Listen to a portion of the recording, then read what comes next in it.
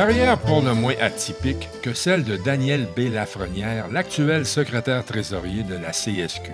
Son premier emploi, laveur de vitres, squeegee à Shawinigan. Ensuite, préposé auprès de personnes handicapées, magicien dans un parc d'attractions, employé dans un salon funéraire et guitariste de rock'n'roll. En tant que préposé, Daniel B. Lafrenière a été syndiqué à la CEQ, une centrale qui deviendra la CSQ en 2000 et dont il gravira presque tous les échelons. Il le fera sans jamais abandonner sa deuxième vie, celle de musicien, talent qui lui permettra de bien agrémenter sa vision du syndicalisme contemporain.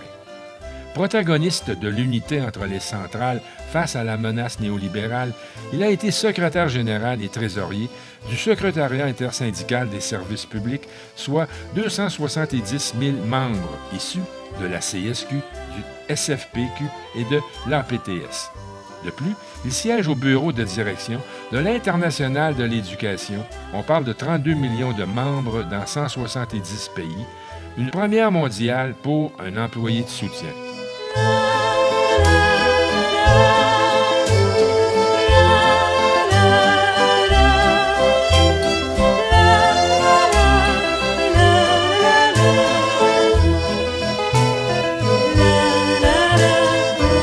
Je viens de la région de Shawinigan. Dans mon cas, c'est pas un parcours qui a été prémédité pour aller être seulement militant syndical. J'ai pas eu un parcours, je dirais, je peux pas dire que mes parents étaient syndicalistes, que mon père était président de son syndicat, puis c'est de père en fils que la tradition se poursuit. C'est pas le cas chez nous. C'est plutôt, je dirais, des occasions, des opportunités, des travers de la vie, des choix qui m'ont amené vers le syndicalisme. J'ai quitté l'école assez tôt et ma mère me dit « Tu vas à l'école ou tu travailles? » Que j'ai compris que je pouvais pas faire les deux. J'ai dit « Je vais aller travailler. » J'avais démarré une petite entreprise de squeegee. Squeegee pour nettoyer les vitrines dans les commerces sur la rue principale. Ça me permettait de faire du lundi au mercredi une partie de la rue. Et le jeudi, je faisais l'autre côté de rue et j'avais la semaine de 4 jours. Donc, le vendredi, j'étais au repos. Alors, c'était mon petit commerce. Alors, j'avais tant de dollars par vitrine et c'est comme ça que je travaillais. Et un jour, j'ai décidé d'évaluer la possibilité de prendre un peu d'expansion dans mon mini commerce. Il me restait une journée de libre le vendredi. Les fonds venaient à manquer dans mon entreprise. Alors, j'ai décidé d'aller vers une école. J'avais remarqué qu'il y avait beaucoup de fenêtres. Alors, j'ai été voir le directeur de l'école et je lui ai offert mes services. Étant donné qu'il me restait un vendredi de congé, j'ai dit, je vous offre ce vendredi pour laver les fenêtres de votre établissement. Et c'est là que j'ai compris que la présence de conventions collectives et que c'était plus compliqué, c'était du personnel de la commission scolaire qui s'occupait de ça. Mais le directeur de l'école me demande candidement, est-ce que les personnes handicapées, tu es à l'aise avec ces personnes-là quand tu en côtoies? Que je dis certainement, aucun problème avec ça. Là, il y avait une problématique à ce moment-là, quand on dit des fois c'est une question de timing. Je suis arrivé probablement au bon moment. Il me dit, écoutez, moi, lundi, j'ai un élève qui va arriver à l'école et j'ai une problématique. Cet élève-là, personne pour l'accompagner en classe. Alors, pour le faire descendre de l'autobus, enlever ses vêtements pour en aller en classe. L'élève avait une problématique, une maladie dégénérative assez grave. Et il n'avait pas trouvé personne pour s'en occuper et l'école commençait lundi. Alors, il m'offre comme ça, il dit, si tu veux, lundi, tu te présentes, puis tu es engagé. Sans nulle autre formalité. Alors, le lundi suivant, j'étais devenu employé de l'État. J'ai commencé à travailler avec cet élève-là. Pendant beaucoup d'années, j'ai créé des bons liens et ses parents qui avaient besoin souvent de répit m'ont même invité pendant la période estivale à continuer à aller travailler auprès de l'élève à la maison pour qu'ils aient du répit eux aussi. Donc, les choses allaient plutôt bien. J'avais un bon emploi. J'étais relativement jeune. On retourne en 87 à ce moment-là. Alors, ça allait bien. Alors, je travaillais à la maison et à l'école en même temps. Et juste avant cette période-là, je m'étais impliqué dans beaucoup de causes au niveau communautaire dans ma région. Avec des groupes, des organisations caritatives qui s'occupaient d'offrir de l'aide aux personnes démunies. J'étais même devenu président pendant 5 ans d'un groupe comme ça et on offrait de l'aide aux personnes de ma région. Alors, j'avais déjà des valeurs, un peu de solidarité, puis d'aider l'autre. Et donc, j'étais dans mon élément à ce moment-là. Mais évidemment, mon emploi à la commission scolaire, à ce moment-là, c'était un emploi très précaire. C'était quelques heures par semaine. À ce moment-là, je crois que j'avais 17 ou 18 heures par semaine. C'était pas suffisant pour avoir des revenus qu'un jeune homme souhaite avoir. Alors, j'avais développé par les années passées des talents comme musicien.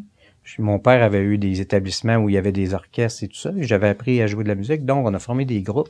J'avais un groupe de musique qui faisait des tournées. On a même fait un album à un moment donné, qui a maintenant le statut de disque rare, parce que je pense qu'il n'y en a plus beaucoup sur le marché.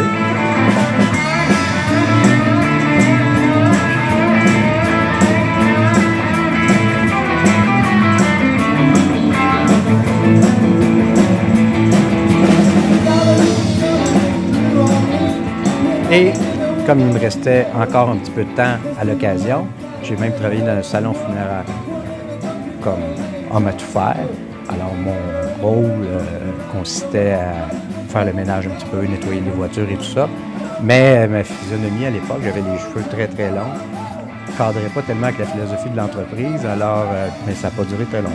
Et aussi parallèlement à ça, je suis devenu magicien d'un parc d'attractions. Ils sont différentes mes cartes? Oh, oui, sont différentes. Monsieur Lafrance, sont différentes? Oui, sont différentes. Alors, on voit des cartes toutes différentes.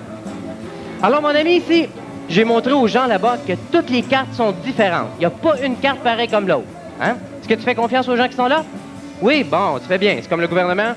Tu peux te fier aux autres. Oh! Alors, j'ai cumulé beaucoup d'emplois. Et ce que ça m'a appris, si je fais un résumé de tout ça, c'est que même si on a, surtout quand on a un emploi précaire, parfois, les gens sont amenés par la force des choses pour avoir des revenus, à cumuler plusieurs emplois. Et c'est ce que je vois encore maintenant dans notre organisation. Les gens, particulièrement, je pense aux employés de soutien, ont souvent tellement peu d'heures dans leurs conditions de travail qu'ils cumulent plusieurs emplois.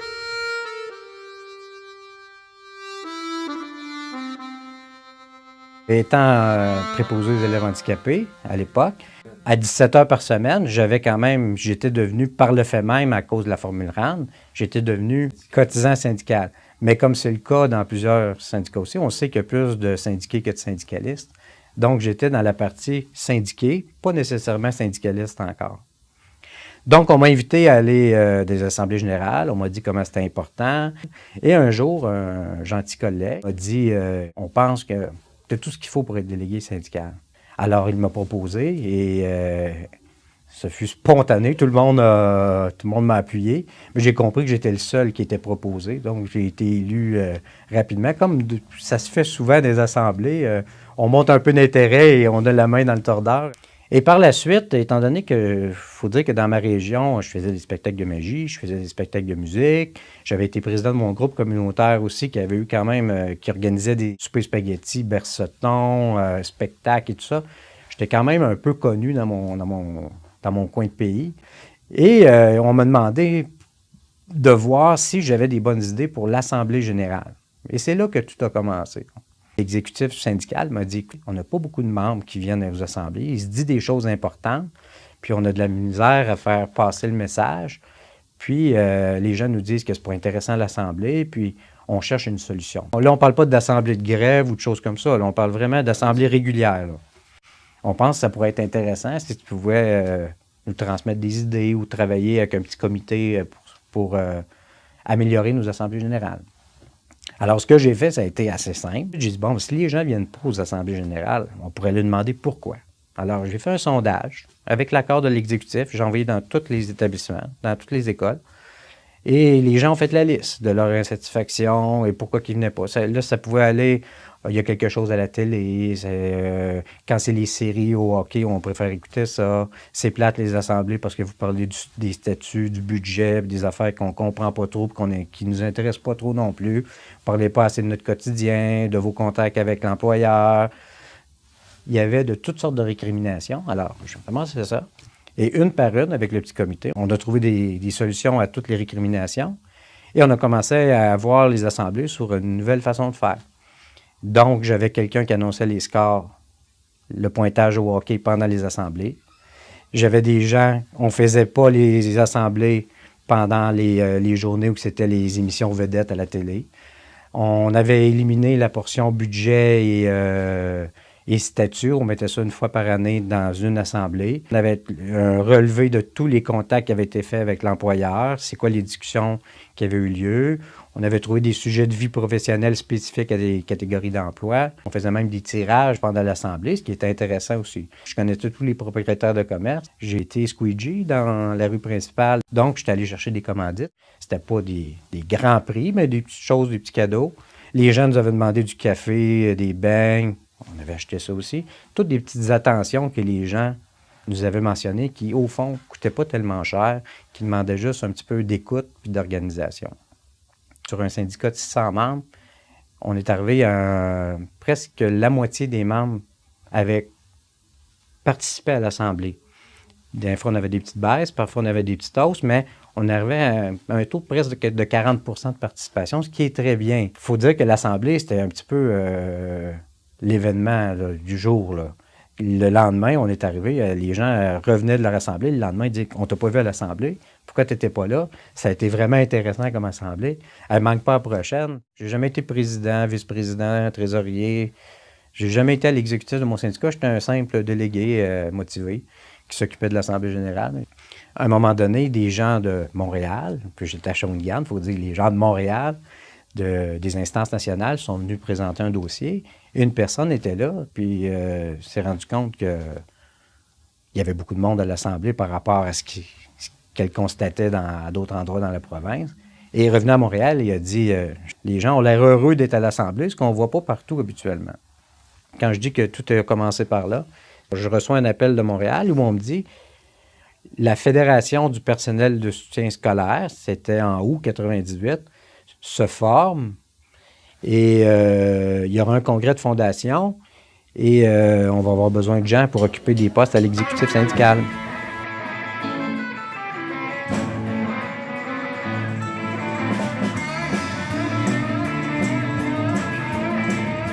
Si je regarde en rétrospective ce qui a été fait, je pense que c'est un bon exemple que dans le syndicalisme, ça peut être plaisant aussi. C'est utile, mais ça peut être agréable. On n'a pas besoin de se faire douleur dans le syndicalisme. Ça ne doit pas être une souffrance, le syndicalisme. Ça a toujours été ma philosophie. Les gens adhèrent à ce qu'ils aiment. Si ça devient une souffrance, bien, le syndicalisme, il va dépérir, il va mourir. Alors, l'objectif que j'avais derrière tout ce qui a été fait avec les gens avec qui j'ai travaillé aussi, parce que c'était important de bien s'entourer, bien, les gens qui ont travaillé avec moi sur cet objectif-là, bien, je pense que c'est des gens qui partageaient une passion, oui, qui partageaient des valeurs communes, oui, mais qui comprenaient, qui ont compris que ça pouvait être plaisant, le syndicalisme.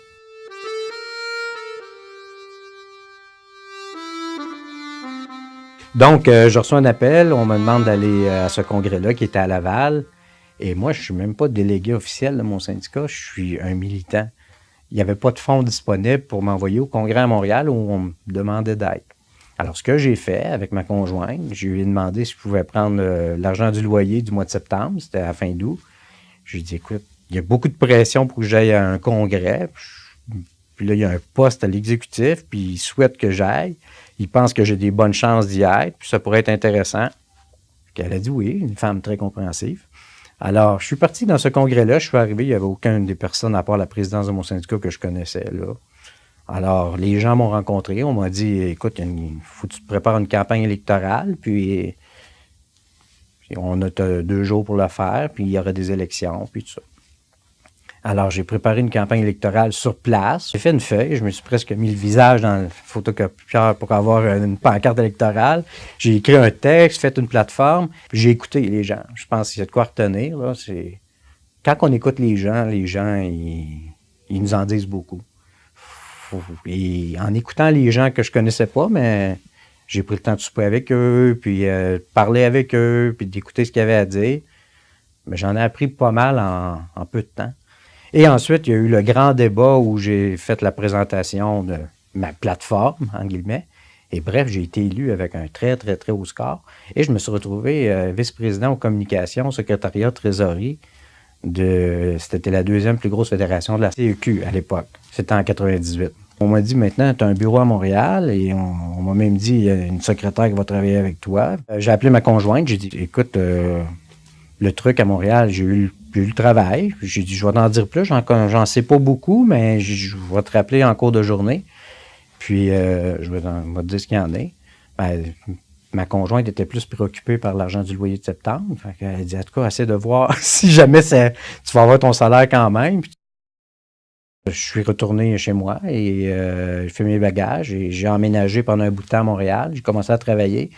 Et la fédération, à ce moment-là, débutait ses opérations. Donc, ça a été la création d'un système de paye, création d'un système pour les régimes de retraite, création d'un site web, ce qui était relativement nouveau à l'époque, un bulletin d'information. Mais j'avais une expérience pour faire des journaux d'information déjà, mais là, c'était juste à la plus grande échelle. C'était quand même un exécutif de seulement 3 membres pour 20 000 personnes quand même, réparties partout sur le territoire.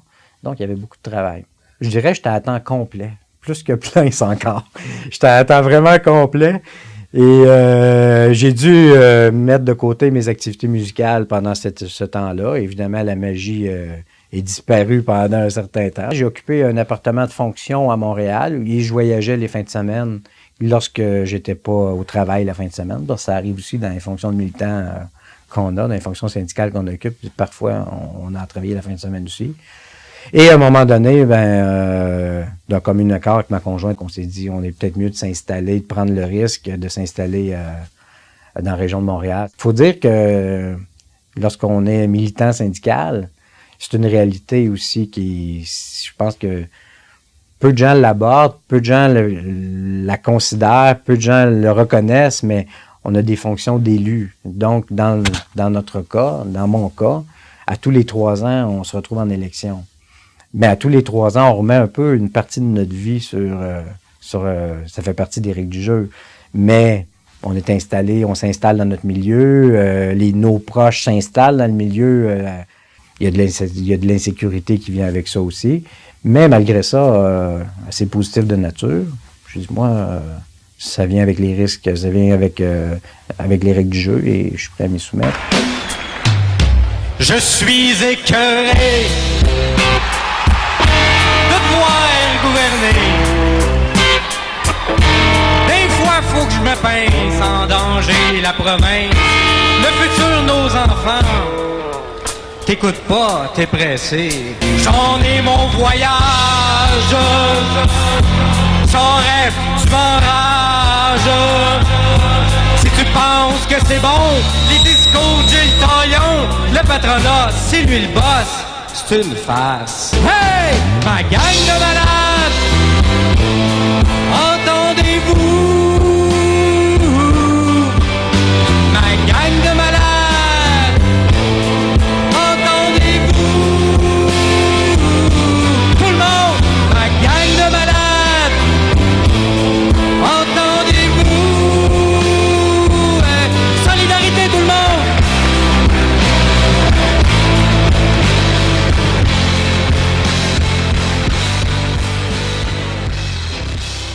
Et en 2000, un peu avant 2006, on m'a demandé si ça pourrait m'intéresser d'accéder à un poste.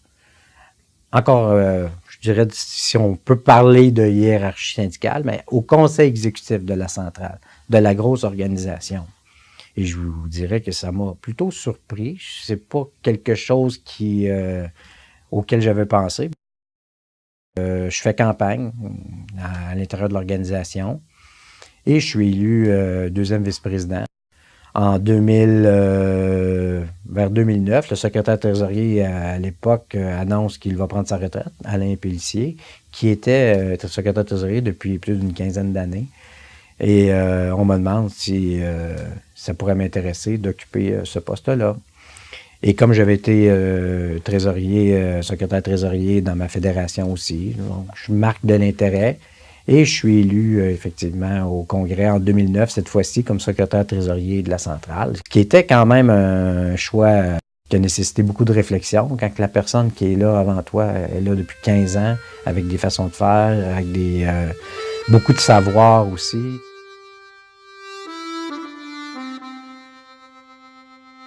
S'il y a un tronc commun, un peu ce qui se passe dans le monde, c'est que les gens cherchent à se regrouper parce que les attaques à cause du néolibéralisme et des mesures d'austérité sont de plus en plus fortes.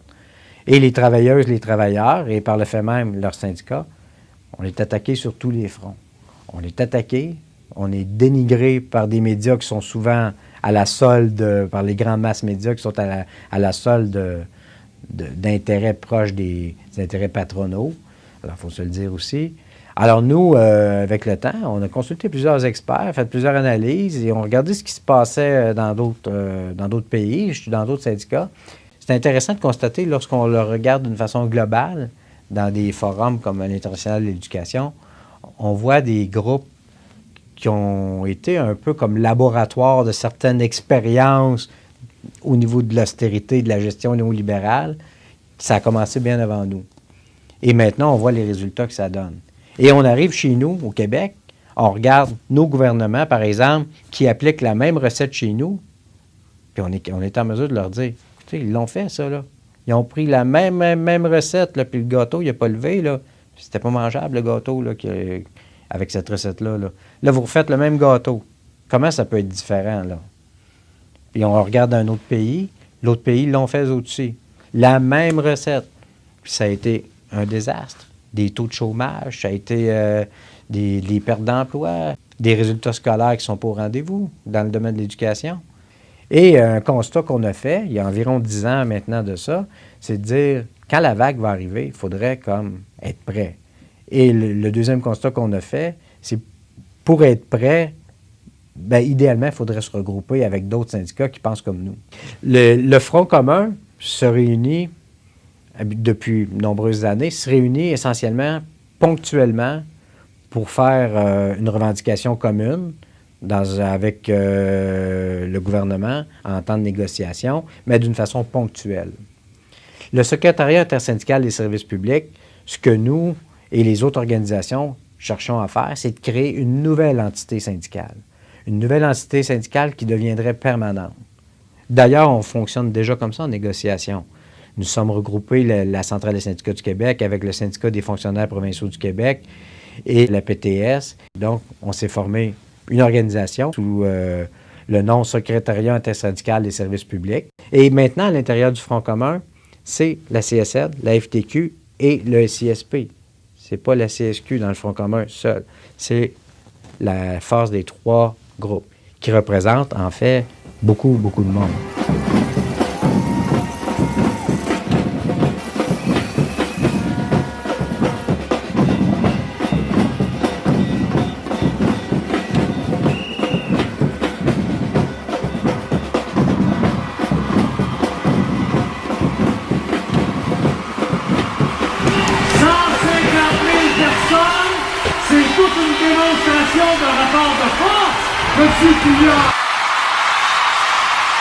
Notre objectif, jusqu'à maintenant, c'est que plus tard, on puisse envisager de former une nouvelle entité syndicale, une nouvelle force syndicale à définir.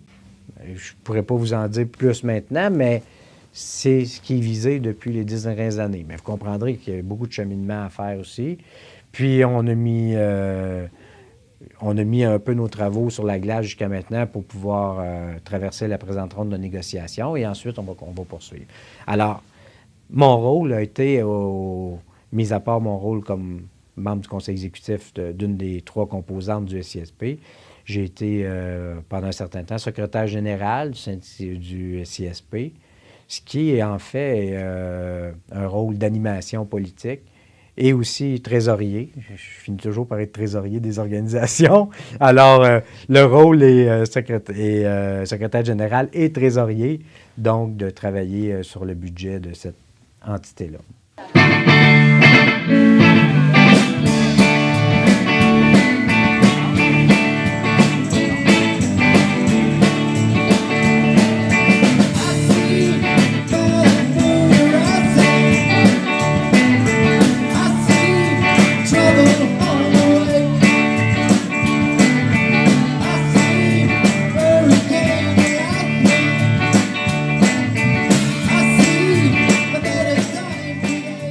Pour l'instant, je me plais dans les fonction actuelle.